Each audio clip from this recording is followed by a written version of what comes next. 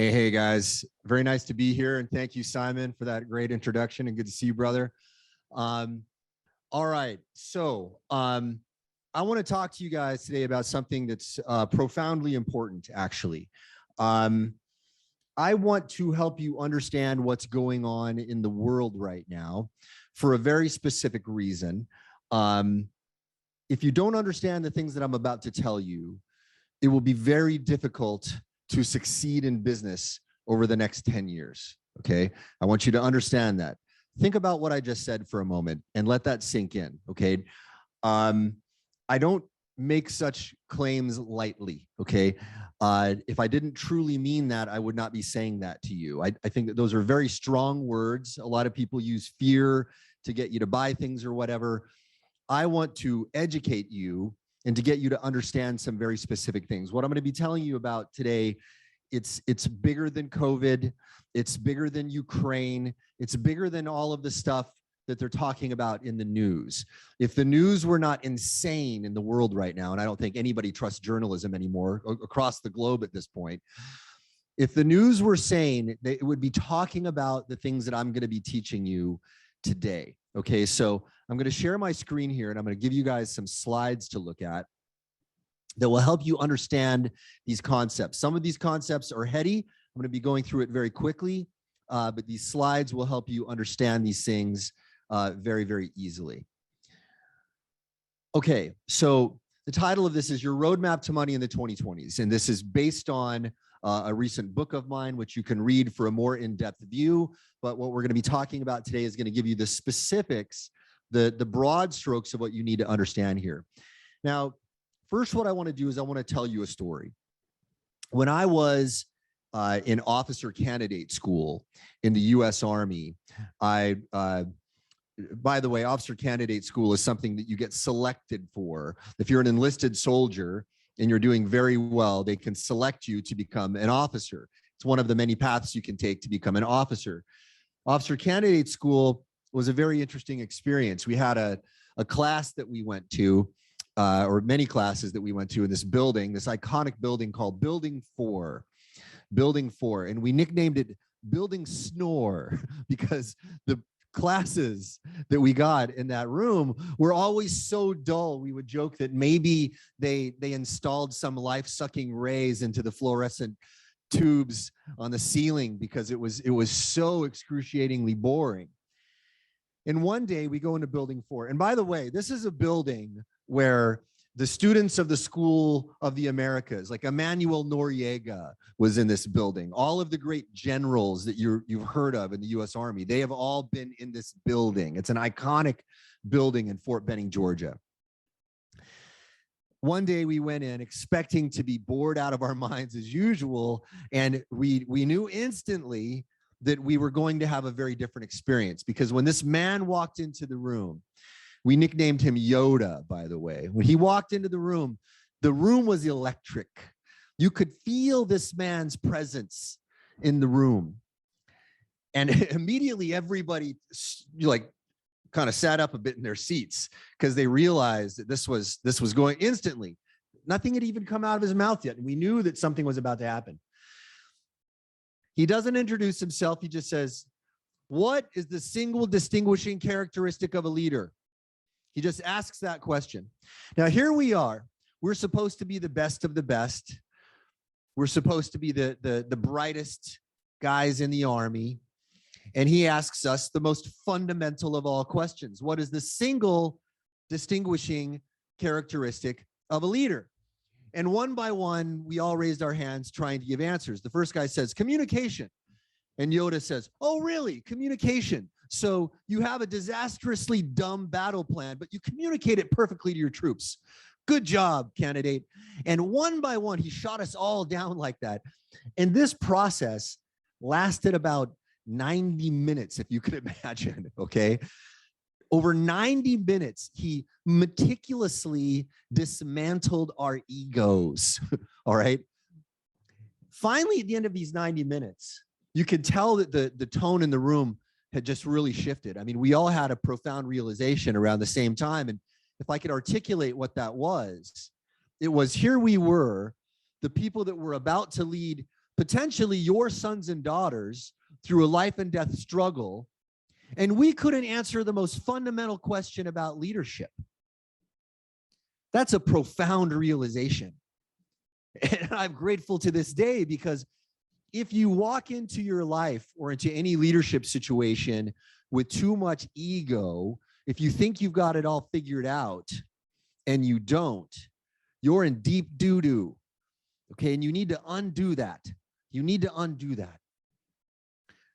So finally, at the end of the 90 minutes, as we're all feeling this realization, we don't even have to articulate it to each other. We just knew. There was humility in our eyes, all of us. And he says, seriously, not one of you, not a single one of you, no? And he said, okay, shall I put you out of your misery? And we're all just like desperately, yes, please tell us. Please tell us. We're ready to learn. By the way, there's an ancient saying from Buddhism.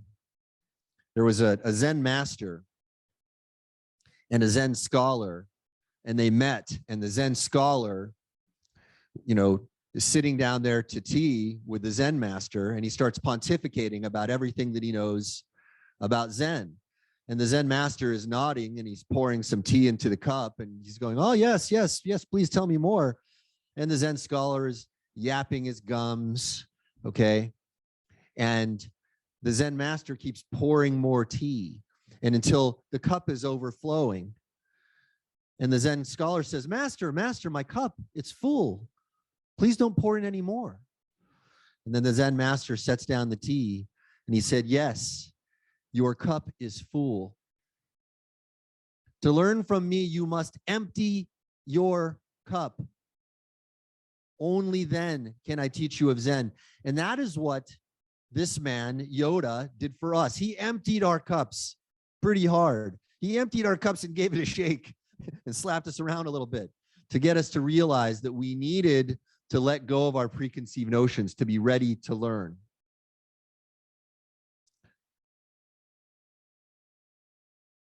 So here is the answer. See the battlefield.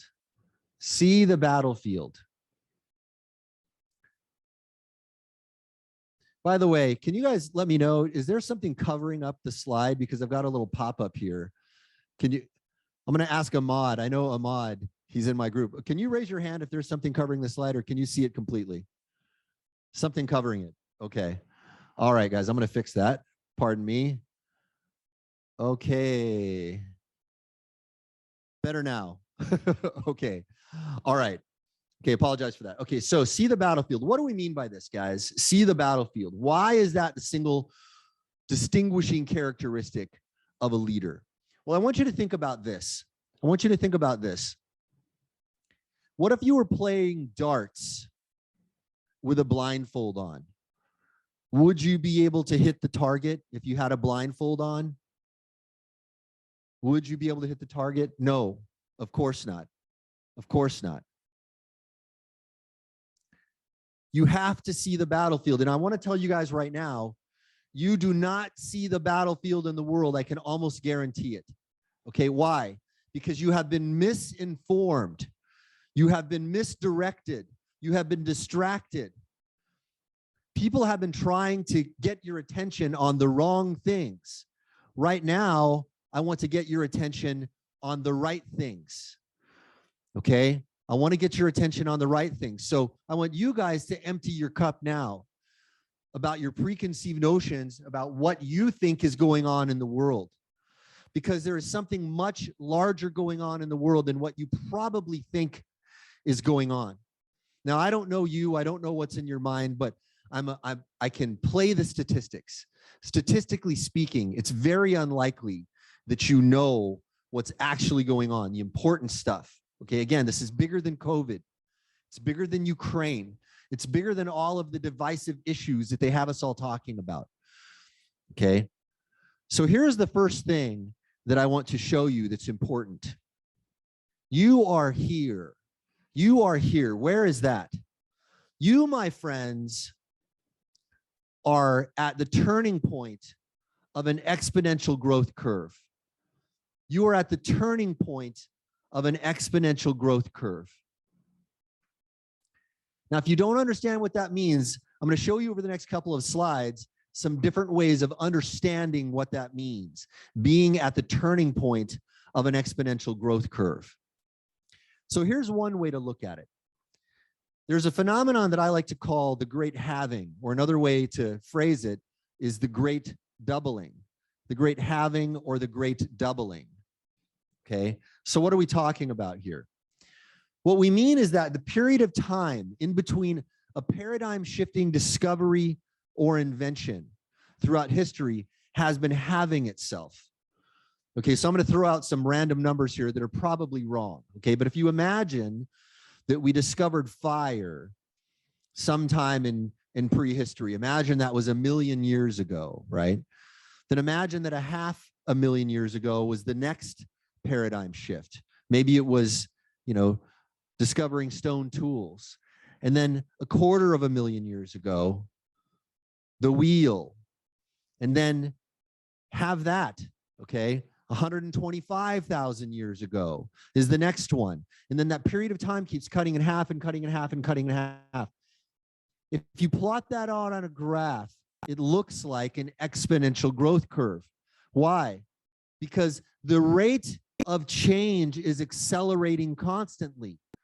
We are at a point right now where we are experiencing a paradigm shift in one field or another every single day. Okay, now you probably don't get how huge that is right now, but in another couple slides, I'm going to let this affect your mind in a very profound way. First, let's look at this another way. What you see right here is a way of illustrating something called Moore's Law. Some of you guys are probably familiar with this. It's a way of talking about how computing power changes over time.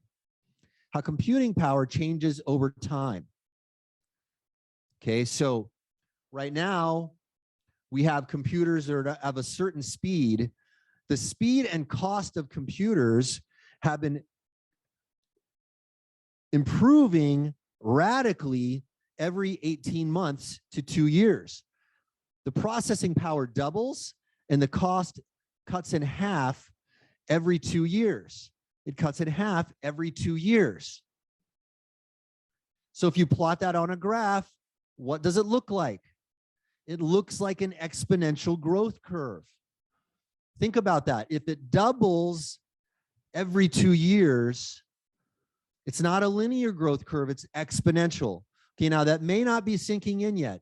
I'm going to keep talking here, and I'm going to give you guys more examples to help you understand this phenomenon. First, what I want to talk about is the average human working memory. Okay, there's a famous paper that came out of Princeton in the 1970s called the magic number 7 plus or minus 2, the magic number 7 plus or minus 2.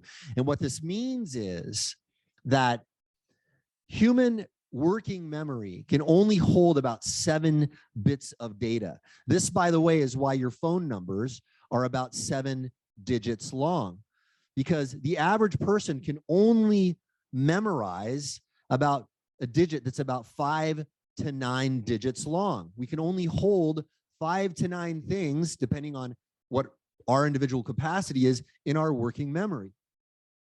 Now, hold that thought for a minute. I'm going to introduce another piece of information to you that's going to maybe confuse you for a moment, but this is all going to start clicking in a couple slides. Okay, so bear with me. You won't see how this all fits together yet, but you're going to begin to shortly. Now, in 2004, Eric Schmidt, the former CEO of Google, he was a former CEO of Google when Simon was working there. He famously said, every 2 days now, we create as much information as we did from the dawn of civilization up until 2003.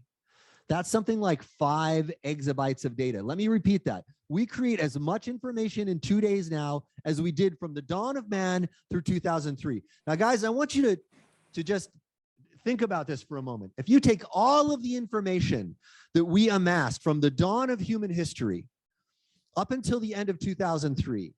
That was approximately 5 exabytes of information. By the end of 2003, we were entering that much information into the stream every 2 days. And get this, that rate has been improving. It's been increasing exponentially. Now let's understand this, what we mean by exponents. If this were a linear growth curve, it would look like this. The number of exabytes that we enter every day over time.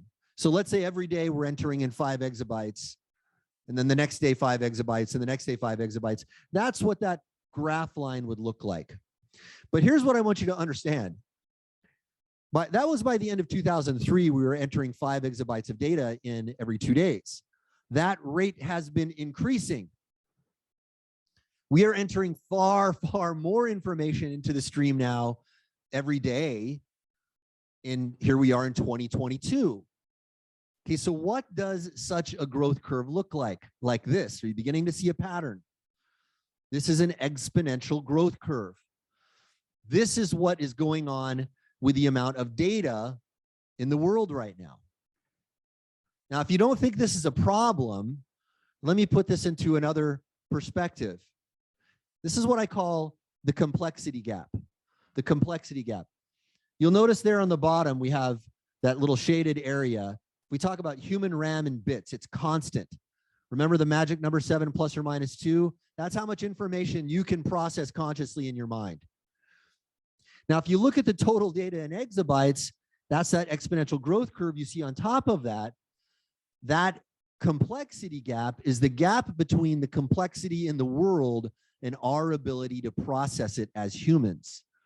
That gap is increasing every single day. Now, let's look at all of this information in another way. One way to talk about this would be to say that this is improvement over time. Okay, and that's that everything is getting exponentially better. And a lot of the futurists that are my sort of contemporaries in futurism right now, like the Ray Kurzweils and the Peter Diamandis guys out there, they all talk about how wonderful everything is going to be. Okay, and I'm here to tell you right now that I take serious issue with their overly optimistic estimations. I'm not a pessimist. Okay, understand that right now. I am not a pessimist. I am a realist. There's something called the Stockdale paradox. You ever read a fantastic book called Good to Great? There was a conversation in there about the late Admiral Stockdale, who, when he was a POW in Vietnam, he discovered that there was a paradoxical combination of traits that allowed people to survive the POW experience. And it was optimism plus realism. Optimism plus realism. Realism is not pessimism, but it's understanding things as they are. Now, the people that were just optimistic, they all went crazy. Why? Because over time, you're in a POW camp, the reality of that situation keeps slapping you in the face. And if all you are is a realist without optimism, you start to become very, very demoralized and you become the pessimist. You have to have both of these things. And I'm telling you right now that most of the futurists out there that talk about just improvement over time, everything's just getting better, they're the optimists who don't have the realism. And I think what will happen to them is what happened to the POWs who were only optimists. They will go crazy because the reality of all of this is going to slap them in the face. And I think that over the last couple of years, we've had a rather large dose of this reality. Now let's look at all of this in another way. Something I call the Big Five phenomena. This to me is a more accurate way of understanding this, okay? It's not that everything is getting better, not necessarily, okay? And there's a very profound point that we're getting to here in a few minutes, all right? Bear with me, strap in, guys. This is a lot of information to take in, I get it.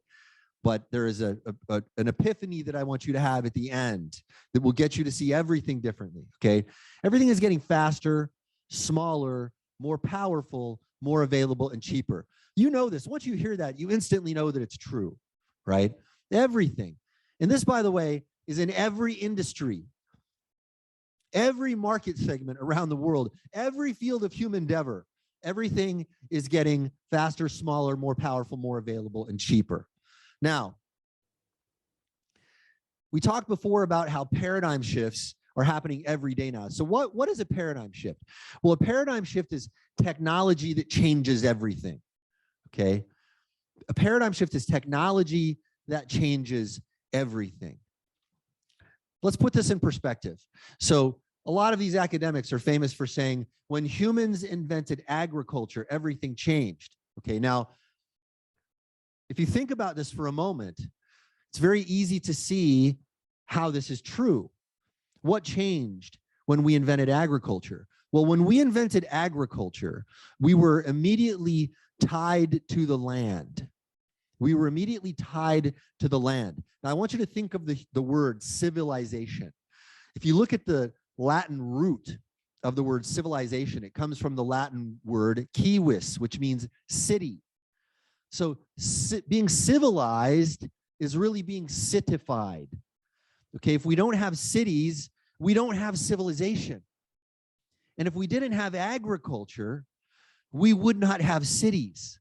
We would still be hunting and gathering. We would not have had the time to advance the way we advanced as humans.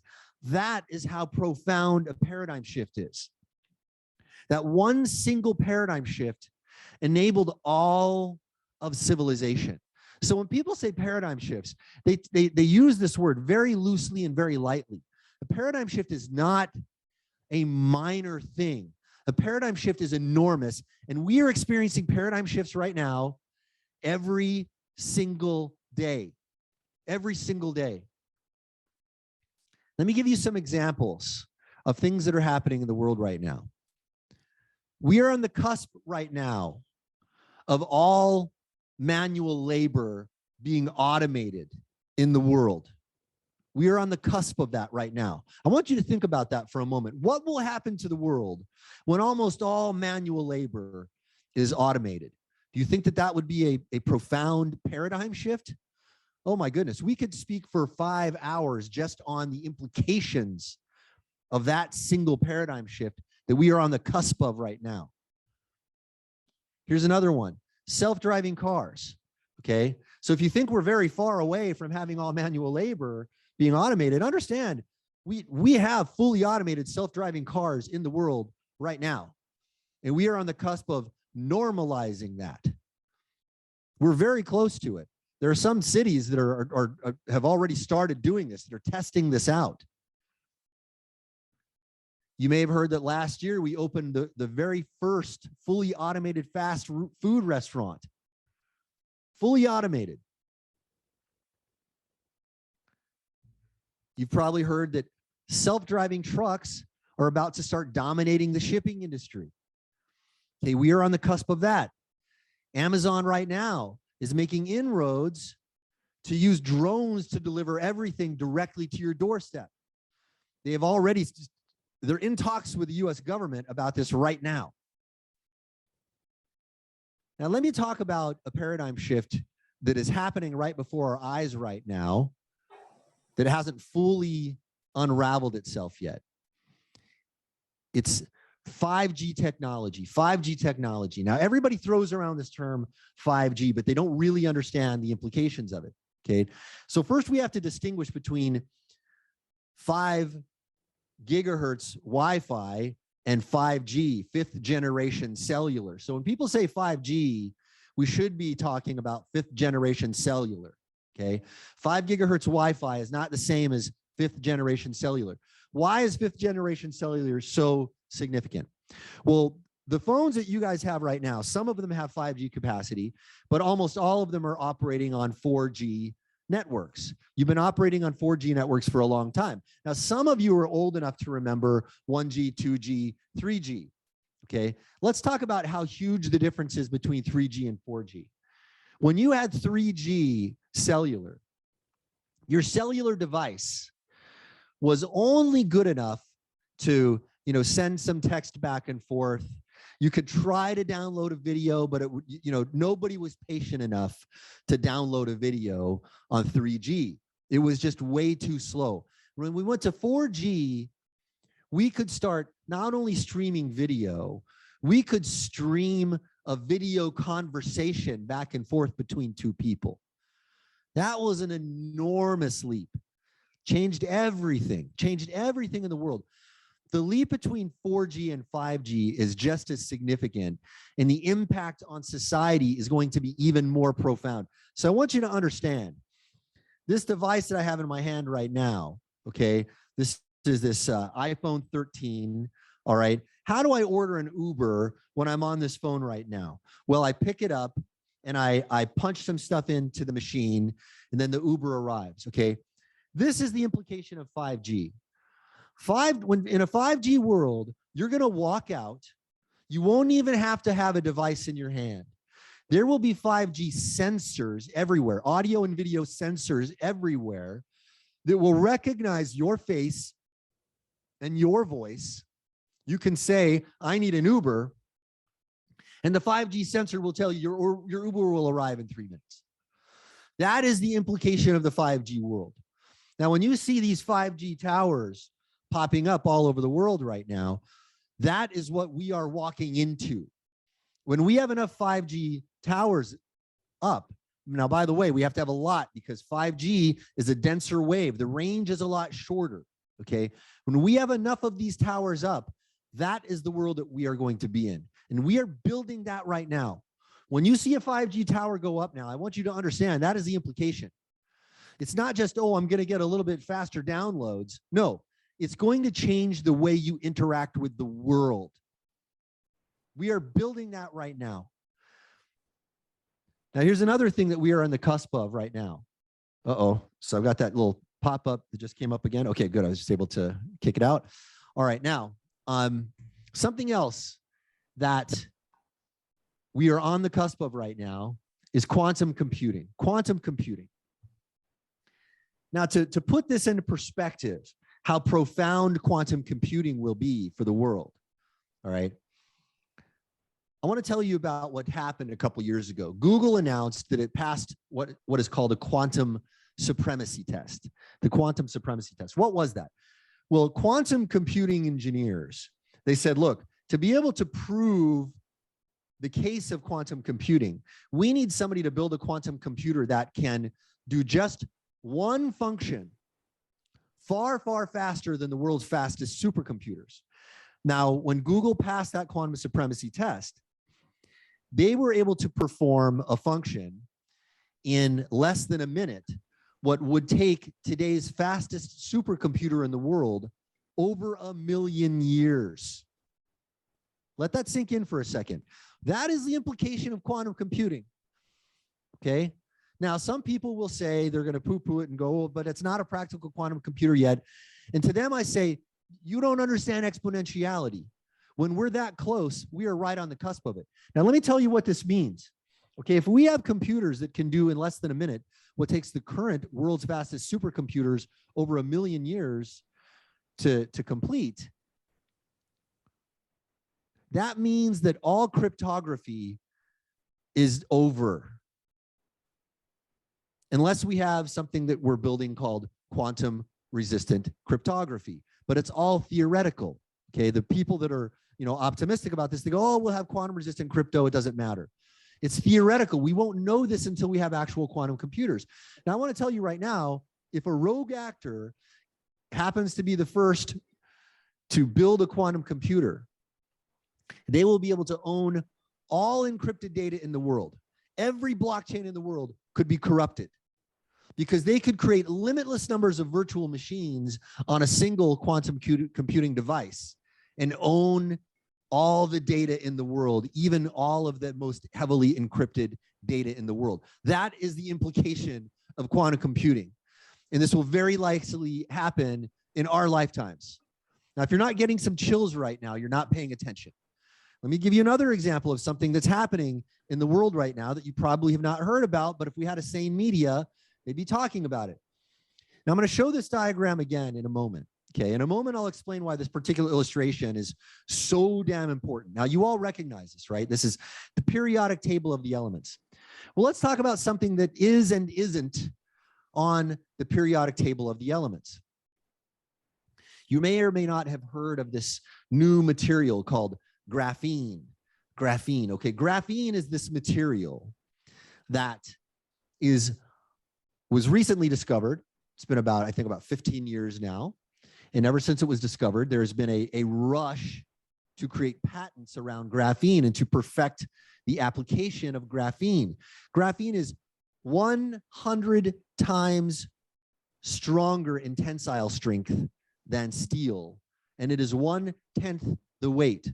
And it has the potential to behave as a room temperature superconductor. Okay, this is a hugely impactful discovery. Now, graphene is going to enable things like bendable and wearable devices. These devices that we carry around in our hands right now, we're probably going to do away with all of this. We're soon probably going to have foldable devices because of graphene that you could put in your pocket, unfold, and it will be just as big as a full desktop experience. You'll be able to fold that up and put it in your pocket not too long because of graphene. Now, graphene is already starting to show up in consumer electronics. There are bicycle manufacturers that are using it. There are people that are using it in biometric patches. It's showing up all over the place now, and it's just starting to have its impact. Now, those of us in the know, we've been talking about this for a very long time, but it's just now starting to affect the world. Now, here's the thing. If you haven't heard about this, don't beat yourself up. Why? Because it's impossible for an educated human being now to know all of the paradigm shifts that are going on in the world. When there is a new paradigm shift happening every single day in some industry in the world, then it's impossible to keep up. So I talk to educated people all the time, some of the best and brightest people in the world all the time. And most of them don't even know what graphene is, even though it's one of the most consequential, significant things to happen to humanity. Now, here's where it gets spooky. What's graphene? Well, all it is carbon. It's carbon. What's carbon? Carbon is the same thing that you have in pencil lead. Okay, but here's the difference. Okay, it's pencil lead, but it's only 1 atomic layer thick. This is the implication of what we call the nanomaterial revolution. What did we discover? That materials that can behave one particular way in one formulation, when you start stripping them down to 1 atomic layer, 2 atomic layers, 3 atomic layers, the behavioral properties are totally different. Graphene behaves entirely different from pencil lead, but it's the same material. It just happens to be a different configuration of it. And guess what? Graphene is only one of possibly limitless nanomaterials that we are discovering right now. It's like behind the periodic table, we peeled it back and there's another periodic table. And we peel that back and there's another periodic table. And we peel that back and there's another periodic table and another and another and another. We're in a totally different world than we thought we were. And it's been under our nose all this time. That is what nanomaterial scientists are discovering right now. Now, do you understand what I mean when I say you are here? That exponential curve, we are on the cusp of it right now. If you think the craziness that you've seen in the world, the rapid change that you have seen in the world over the last couple of years is something, we're just getting warmed up, guys. We're just getting warmed up. The world is not going to stabilize as a result of this. It's going to get more chaotic. It's inevitable. Do you see now why I say this is way bigger than COVID, way bigger than Ukraine, way bigger than anything that they're talking about in the news right now?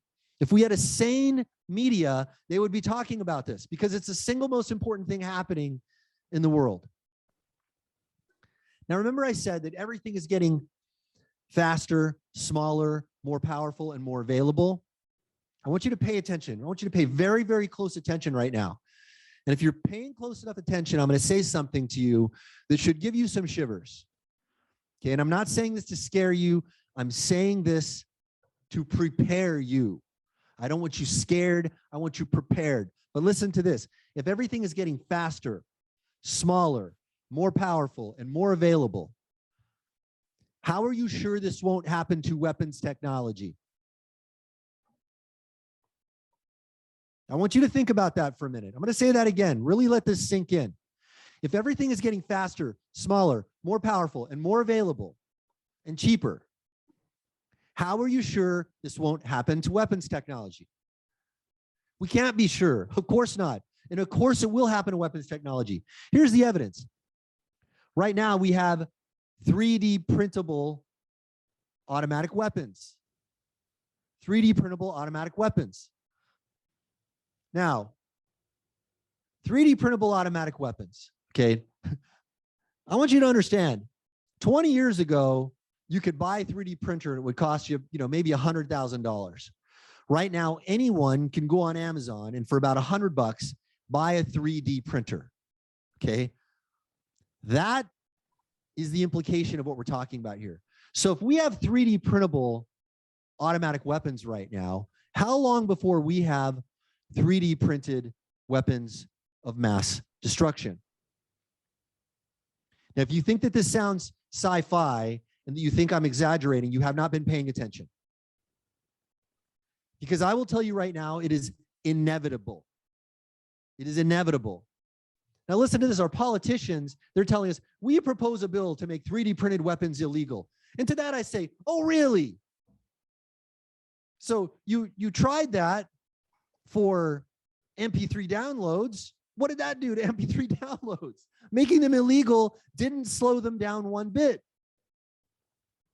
Making 3D printed automatic weapons illegal, or any kind of 3D printed weapons illegal, isn't going to change anything. Now, if you think that this, you go, well, but this hasn't impacted the world yet. And I would say, really?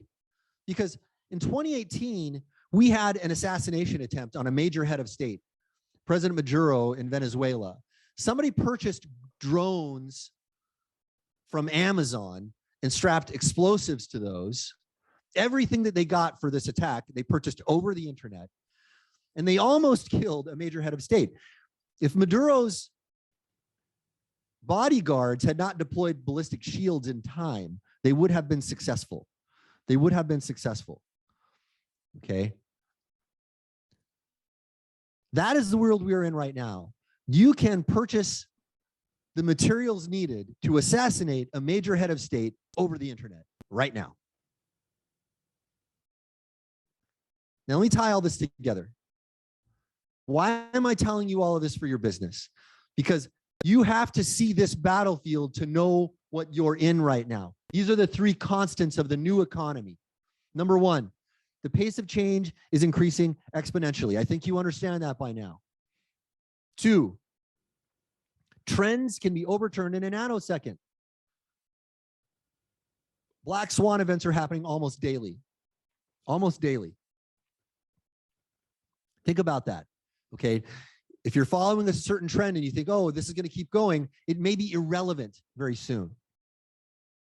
Now, number three is, and this is the important one for you, the only real foundational constant of successful companies has been an emphasis on two things: culture and systems. Culture and systems. This is what I call a lifeboat business. If your business is not based on culture and systems, you are going to be a dinosaur very soon.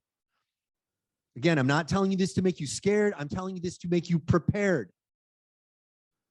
If you do not build a lifeboat business that is based on culture and systems, you are going to be a dinosaur. Understand that.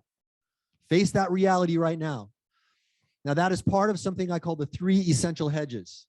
Now, notice in this diagram here, if you've got one of these little wedges here, it's not enough. If you've got two, it's not enough. You've got to have all three to make a complete wheel. So all three of these three essential hedges, you have to have all three to survive what's coming right now. Hedge number one, the only assets that matter are skills, knowledge, and health. Now, some of you guys are going to say, what do you mean? What about my money? What about all of my precious metals? What about my real estate? Possibly irrelevant, possibly irrelevant, possibly irrelevant. Okay, currency values change. Assets can be seized. Every government in the world has something called eminent domain. They can, if they feel it's in their best interest, take away all of your stuff and declare eminent domain. Now, those rules were made to prevent disaster situations, but everywhere in the world, those rules are being used in unscrupulous ways against innocent people. Every country in the world that has these laws, and every country in the world that has those laws, has used those laws to seize things away from innocent people. The only assets that matter are skills, knowledge, and health. Everything else could be irrelevant because it's changing so rapidly. Now, am I telling you not to amass wealth? No. I want all of you to become millionaires, at least. Okay, but you have to understand, all of that wealth has to be put in a proper context. The only assets that matter are skills, knowledge, and health. Number two, your lifeboat business. We talked about that. That is a business that is built on culture and systems. Again, your marketing plan may be rendered obsolete by some technological innovation. Your product may be rendered obsolete through some technological innovation. Culture and systems will remain the constant. So you can pivot your company as the world changes. And hedge number three is big tech marketing independence. Big tech marketing independence. Now, why is this? Because big tech is centralizing control of power in the world right now. If you are dependent on big tech can take that away from you in a heartbeat. It can take it away from you in a heartbeat. Okay, I want you to understand. Big tech there's some great tools that you can use in big tech, but if I were to ask the room right now to raise their hands if they had ever been shut down by Facebook, had an ad account shut down or an ad disapproved or been slapped by Google or any of these things, probably half the room, if we have experienced marketers in here, would be raising their hands. It can happen to everyone. You must become independent of big tech to survive, because if you depend on big tech too much, they can slit your throat in the middle of the night. Now, I want to tell you guys, again, I'm telling you all of this not to scare you, okay? I'm not telling you this to scare you. I'm telling you this to prepare you. Okay, this is the world we are entering right now. And you can blind yourself to this if you want to, or you can open your eyes and be ready and be prepared. You can use the three essential hedges to prepare yourself right now. And I will tell you right now, if you do not do those three things, your company will very likely be a dinosaur in the next 10 years. Remember the Stockdale paradox, guys. I want you to be optimistic and realistic. I don't want you to be pessimistic. Okay, if you're pessimistic, all is lost. But if you are optimistic and realistic, if you look at what's really going on in the world right now, your chances of survival are going to be far greater. Now, that is the end of what I want to tell you guys formally. If we have some time for Q&A, I'm more than happy to do that. That is up to the hosts if we have enough time for Q&A.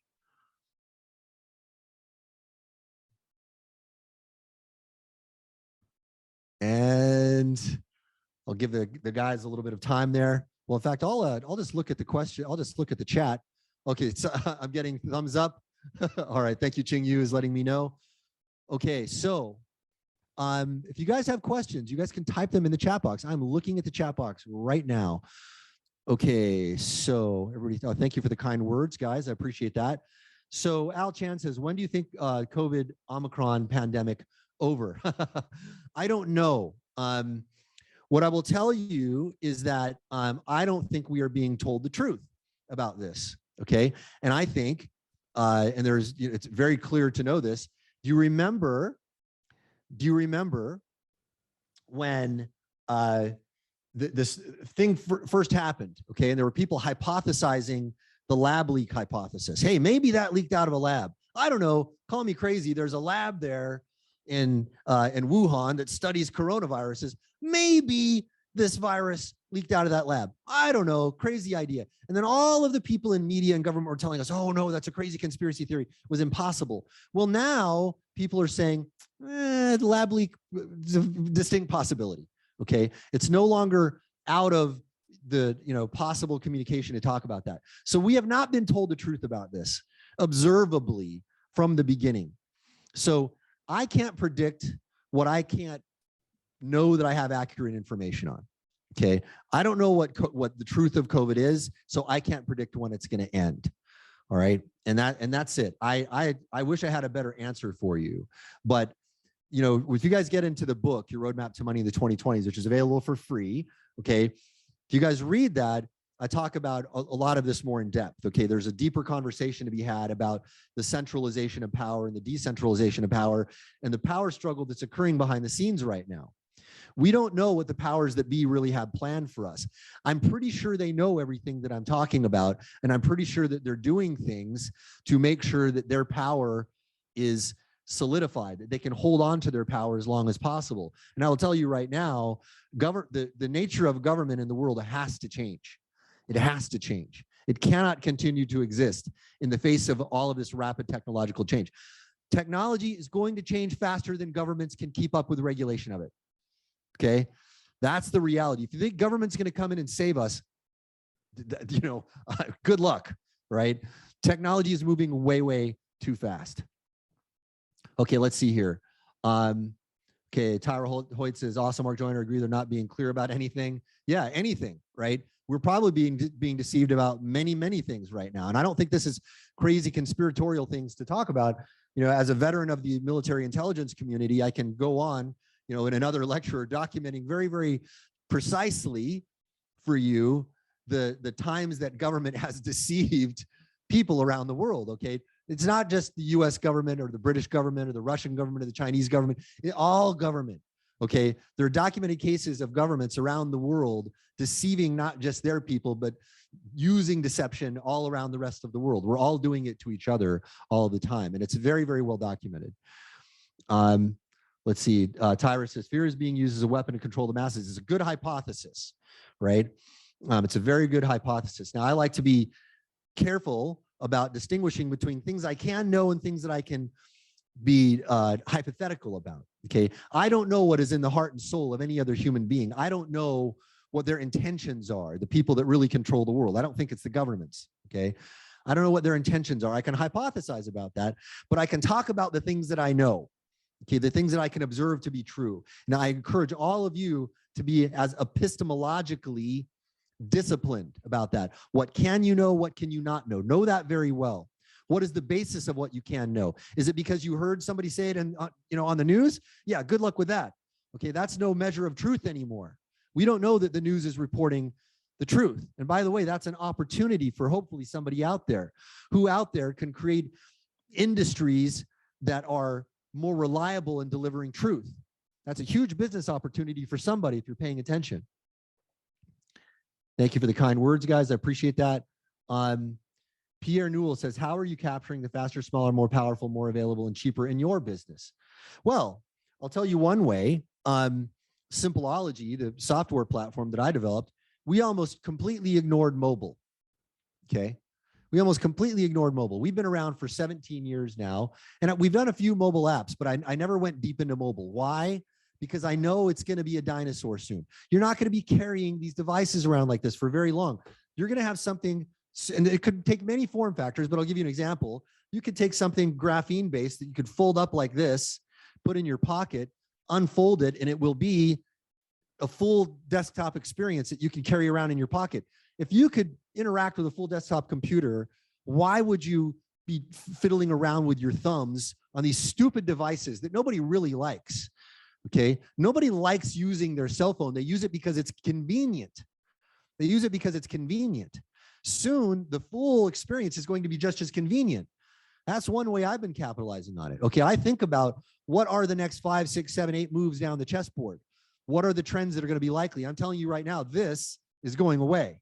Okay, it's going to look very different. I don't know. There could look a million ways. Could be retinal projection technology. There's many ways it can look, but it ain't going to look like this because you guys know it. You don't like using your thumbs, inputting text onto these damn devices. You're tired of it, right? Everybody's tired of it. So Givano says decentralization is going to be hard to control. Damn right. Okay, again, technology is advancing faster than government can regulate it. Governments are not going to be able to keep up. Not going to be able to keep up. Trader Rob says, what are your thoughts on utilizing metaverse for influence? I tell you, I have mixed feelings about metaverse. Okay, metaverse could be very useful in some respects. You could create training environments for people that would be very, very useful. But I'm very afraid of the entertainment implications of metaverse. I think metaverse is going to start becoming so entertaining for a lot of people that they're going to forget that they have human bodies. And when you forget that you have a human body, this body atrophies. And a sick body is a sick soul. Okay, that is a very serious implication that we all need to consider. So I think that metaverse can be extremely useful. And like all of these technologies, there are double edges to all of these swords, if you will. Even E says, how can we change our understanding, or how do we read news for what it is and not be affected by the opinions that the reporters want us to view it? That's a damn good question. And what I would say is, first, understand that it's all bullshit. Pardon my language, okay? All right, Simon warned you, all right? So you can take the boy out of the army, you can't take the army out of the boy, all right? So look, guys, you have to understand that they are lying to you. You have to understand that. They are trying to control your minds. When you watch the news and when you start to see the patterns of it, it becomes obvious. Once you start to see it and start looking for it, rather than reacting to it, you can catch yourself and go, wait a minute. Am I reacting to something that's real, or am I reacting to a phantom that some propagandist painted into the ether for me? Most of your reactions are reactions to these phantoms that the propagandists are painting. Now, how do you find the real information? You don't at this point, okay? Because how do you trust any of this stuff? There's some reporters out there that are better than others, for sure. Almost all of them that are any good are independent. In fact, any of them that are any good are independent. Glenn Greenwald is a good one. There's a couple others out there, slipping my mind at the moment right now. But there's a few out there that you can read, and there are varying political flavors and opinions, but you've got to look outside of what we call the mainstream news now, okay? And when I say the mainstream news, I'm talking about all of it across the political spectrum, okay? Fox and MSNBC are basically mirrors of each other. They're just two different flavors of BS, okay? Jeffrey Hunter says, how can I get your book? Simon, can I give you a URL?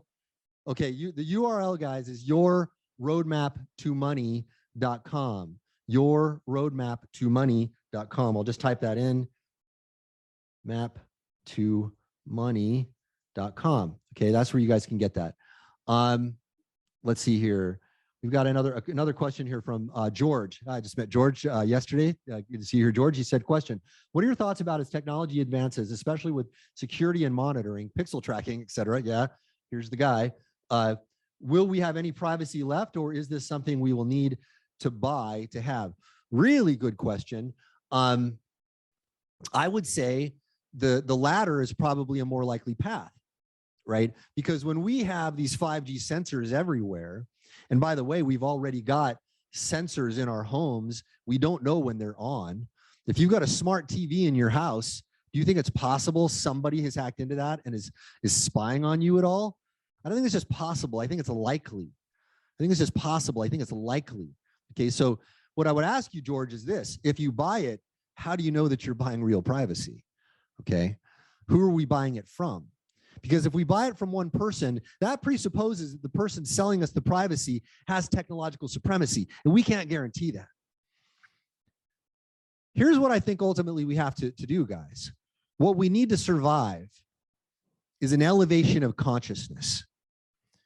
We need an elevation of consciousness. I will tell you right now, if we do not have a mass global elevation of consciousness, I don't give us more than a few more decades. We have to do this, and we have to do this collectively, together as a species. We have to drop all of this nationalistic, cultural differences of opinion, all the different ways that they're trying to divide us right now across sexual preference, race, gender, all this. It's all BS. We have to come together as a species right now. We have to come together as a species. Now, I'm not a proponent of global government. I don't think that's what coming together as a species means. We will probably have decentralized mechanisms that will cooperate in certain ways.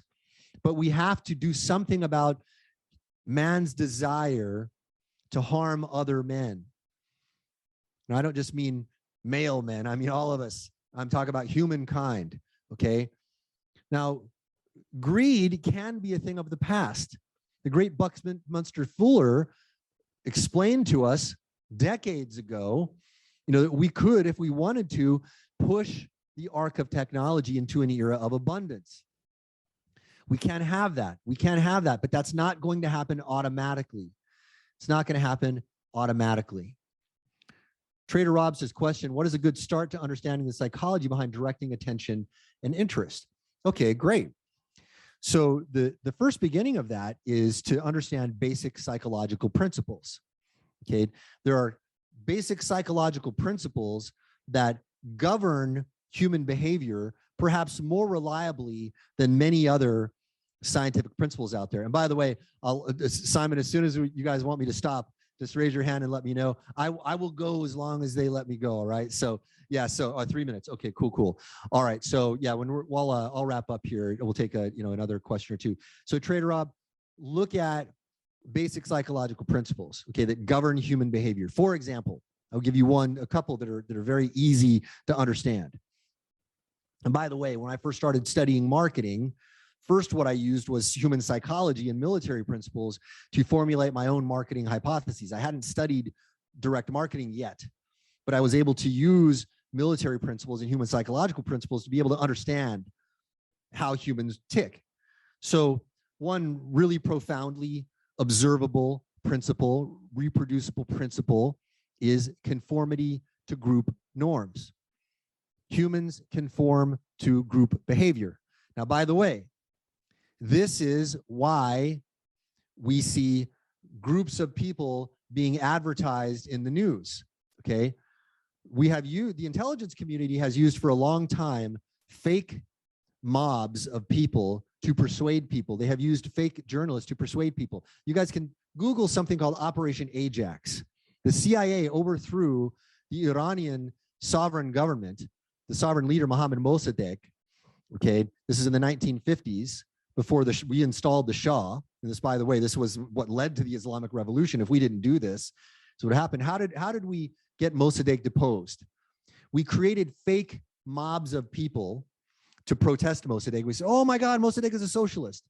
We have to get rid of him. And then they paid journalists to cover these stories and go, oh my God, Mossadegh is a socialist.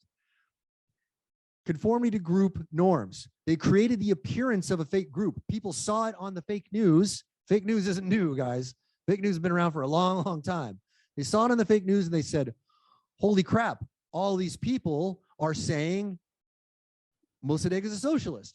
And then the people that watched that didn't think Mossadegh was a socialist before, were influenced to believe that Mossadegh was a socialist. Conformity to group norms. Another one is obedience to authority. Okay, I could go on for hours listing some of these principles. You need to study and understand these basic human psychological principles. That is how you direct attention and interest, by understanding the basic principles that govern human behavior in the first place. Okay, with that said, Simon, one more, or one more. All right, okay, let's see here. Let's see here. All right, getting past all the hashtags. Okay, what's your biggest mistake and what did you learn from it? Ooh, man, I couldn't limit it to one. Okay, I have made many mistakes, and I'm pretty open about talking about my mistakes. Like Simon said, I don't like to create a fake front, and be like, ooh, I want you to worship me as a guru. No, I'm a human being just like all y'all. Okay, and I've made some pretty stupid mistakes. One of the biggest ones that comes to mind right now was back in the early days of digital marketing. I was doing this stuff in the 90s, guys. You got to understand that. By 2001, I was super burned out. And I allowed criticism of people on the internet to get into my head. Okay, now, what I experienced then is nothing compared to what people experience now. I just happen to be maybe like the first guy to get attacked by mobs on the internet. Okay, but now you have to be able to be attacked by mobs of people on the internet if you're going to do anything. You could be up there and you could be Mother Teresa, and there will be people there calling you Hitler. Okay, you got to be ready for that. And if you let those people inside your head, you're done. You have failed. You cannot allow people to get into your head. Otherwise, your game is lost. Your game is over. Okay, so you say my biggest mistake. I don't know if that was my biggest. It was one of the most embarrassing. I probably still do it to a certain extent. I'm still trying to master myself, as we all are. And I make mistakes every day. And if I thought about it for a minute, I could probably list 5 or 6 others that are even more embarrassing and bigger than that. But there's the first one that comes to mind. Okay, and with that, I'll pass it back over to my good buddy, Simon.